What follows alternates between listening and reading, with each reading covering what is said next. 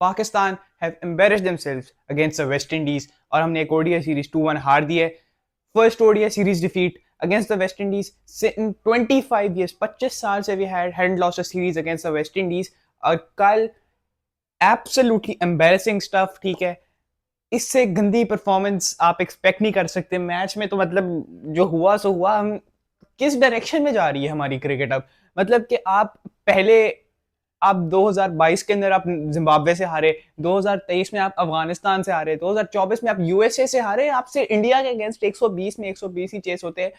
और 2025 में आपकी होम चैंपियंस ट्रॉफी, ठीक है, फेवरेबल कंडीशंस, ठीक है, आपके प्लेयर्स इंजर्ड हो गए, यू कम लास्ट। एक ग्रुप जिसके अंदर बांग्लादेश है, उसके अंदर भी Pakistan comes fourth and we do not win a single game in our home ICC tournament, जो कि हम 1996 के बाद it was the first tournament that Pakistan was hosting.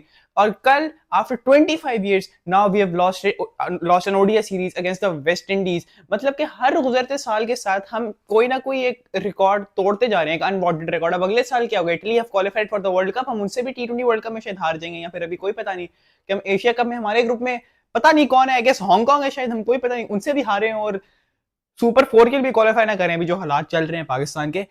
तो मैच तो मतलब कि गुड स्टार्ट फॉर पाकिस्तान में कहूंगा। हमने अच्छी बॉलिंग की थी स्टार्टिंग में, specially Naseem Shah with the new ball along with Hasan Ali, very good lines. But at the end 30 over के अंदर वेस्ट इंडीज वर 120 और they end with 290 runs, 130 runs, 160 runs conceded by Pakistan in the last 20 overs, and Naseem Shah so poor, so poor। शुरू में इतनी अच्छी bowling की और बाद में 75, पहले पहले 5 ओवरों के अंदर 15-20 रन पड़े नसीम शाह को। उसके बाद तो he ends with bowling figures of 2 for 75। तो क्यों है नसीम शाह टीम में, क्यों नहीं है अब्बास अफरीदी टीम में, क्यों नहीं है अहमद दानियाल या सलमान मिर्जा टीम में, जो कि टी20 में परफॉर्म करें? क्योंकि होता तो पाकिस्तान में ऐसे ही है कि आप अगर एक फॉर्मेट में परफॉर्म करो तो अगले फॉर्मेट में आपकी जगह ऑटोमेटिकली बन जाती है। लेकिन नसीम शाह, जिनकी ना ओडीआई में परफॉर्मेंस है ना टी20 में परफॉर्मेंस है, वो इस वक्त टीम में है। उसके अलावा अगर आप बैटिंग में भी देख लें, Abdullah Shafique really poor series, ठीक है, उनको मैं इतना कुछ नहीं कहूंगा because he is a good player. Saim Ayub को भी इतना बंदा नहीं क्रिटिसाइज कर सकता है, he was good in the टी20 और वैसे भी उनका ODI record is good. But Babar Azam, now it's time to talk about his position in this team. इस तरह तो मतलब ना, आपने पहले टी20 में परफॉर्म करना छोड़ दिया, फिर आपकी टेस्ट में परफॉर्मेंसेस आना बंद होगी। अब आपका बेस्ट फॉर्मेट ओडीआईज, उसके अंदर भी आपसे रन नहीं हो रहे। इतनी गंदी, मतलब last century was against Nepal in the Asia Cup, और वो मैं उसको ऑनेस्टली एक सेंचुरी कंसीडर भी नहीं करता। 2 साल होने वाले उस सेंचुरी को, और एक फुल मेंबर नेशन के अगेंस्ट बाबर ने कब सेंचुरी मारी थी मुझे नहीं याद ऑनेस्टली। तो अब बाबर आजम का भी spot is a big major cause of concern. क्या, I don't think he should be in the squad any more. Same goes for Mohammad Rizwan, ठीक है आप कैप्टन हो भाई, बट आपकी ना कैप्टनसी हो रही है आपसे, ना आपसे रिव्यूज ठीक लिए जा रहे हैं, ना आपसे बैटिंग हो रही है। कल on the very first ball that Jayden Seales bowled, Rizwan ball छोड़ के ही गेट्स बोल्ड और Pakistan 8 for 3 in a chase of 290। ये हालात है हमारी बैटिंग और कैप्टनसी भी जिस तरीके से रिव्यूज आया कि पाकिस्तान ने पहले 5-6 ओवर्स के अंदर पाकिस्तान के दोनों reviews we had wasted them. और दोनों, चलो पहला तो it was good umpiring but second one was the good umpiring one, लेकिन पहला तो review needless baseless review taken by Rizwan. उनके भी अब टीम में जगह, क्या ही बोले बंदा।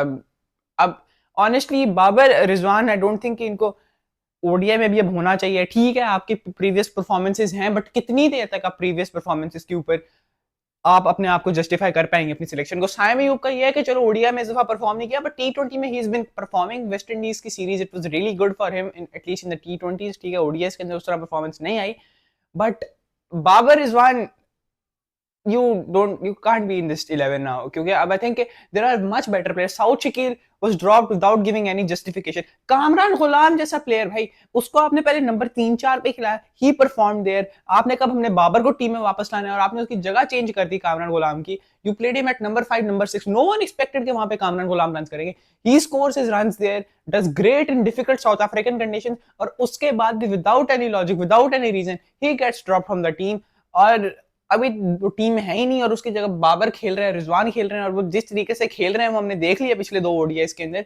और हम पहला भी जो ओडीआई जीते हैं वो क्या मर मरा के जीते हैं, वो तो हारे हुए थे मैच। वो हुसैन तिलत और पार्टनरशिप लगी हसन नवाज की तो हम वो जीत गए, वरना it was going to be a 3-0 clean sweep. West Indies जिसकी वर्ल्ड कप क्वालिफिकेशन के भी कोई चांसेस नहीं लग रहे, उनको हमने we have given them a big boost to qualify to get in the top 8 top 9 जो भी and get into the world cup. अभी तो कोई पता नहीं कि हमारी कोई सीरीज आ जाए आगे, कोई ऑस्ट्रेलिया से, इंग्लैंड से, साउथ अफ्रीका से, हम वो हार जाएंगे and will probably out of the world cup qualification spot 2 जिस तरीके से हम जा रहे हैं। सो मेजर चेंजेस करने की जरूरत है, but full credit goes to the West Indies जिस तरीके से उन्होंने खेला। But I think it's high time के we reassess our squads, especially the ODI one, क्योंकि ओडीआई का T20 भी, टेस्ट भी, जो भी है, बट देखो भाई काफी प्लेयर्स हैं स्क्वाड के अंदर जो कि don't deserve to be in here. और डोमेस्टिक, आप कहते हो कि आपने डोमेस्टिक को सारी प्रायोरिटी देनी है, डोमेस्टिक से आप प्लेयर्स लाते नहीं हो, आप वही अपने बड़े नाम उठा के ले आते हो just for the sake of viewership के लोग देखेंगे। भाई पाकिस्तान इज अ कंट्री जहां पे एक स्पोर्ट देखी जाती है, ठीक है, वो क्रिकेट, और it used to be a source of happiness for the people. But अब जिस तरह की परफॉर्मेंसेस आ रही हैं, लोग, आई नो मेनी पीपल जिन्होंने क्रिकेट देखना छोड़ दिया, मैंने भी एक टाइम पे आई स्टॉप्ड वाचिंग जिस तरह की परफॉर्मेंसेस आ रही थी after that loss to USA and India, वो जो सारा वर्ल्ड कप में हुआ था। बट उसके बाद I gathered up the courage, मैंने दोबारा देखना शुरू किया, बट अब फायदा ही नहीं है भाई देखने का, जीतते आप हो नहीं, बंदा देख के करे क्या। या तो ना कि बंदा खुशी के लिए क्रिकेट देखे कि आपका कंट्री जीत रहा है, आपका कंट्री जीत नहीं रहा, you waste 8 hours of your day, ठीक है, 6 बजे से लेकर रात 2 बजे तक आप बैठे रहो, सुबह आपने स्कूल जाना है, ऑफिस जाना है, कॉलेज जाना है, कहीं भी जाना है, एक तो आपकी टीम मैच हारी हुई है, ऊपर से आपको उधर भी नींद आ रही है, you just wasting your time watching the sport. तो मतलब क्या अब वर्थ इट भी है क्रिकेट देखना after all that has gone down over the past few years for Pakistan? तो we need changes now. I think it's high time कि अब इन सारे बड़े नामों को हम ड्रॉप करें and we bring in actual talent who deserves to be in the team now. अल्लाह हाफिज।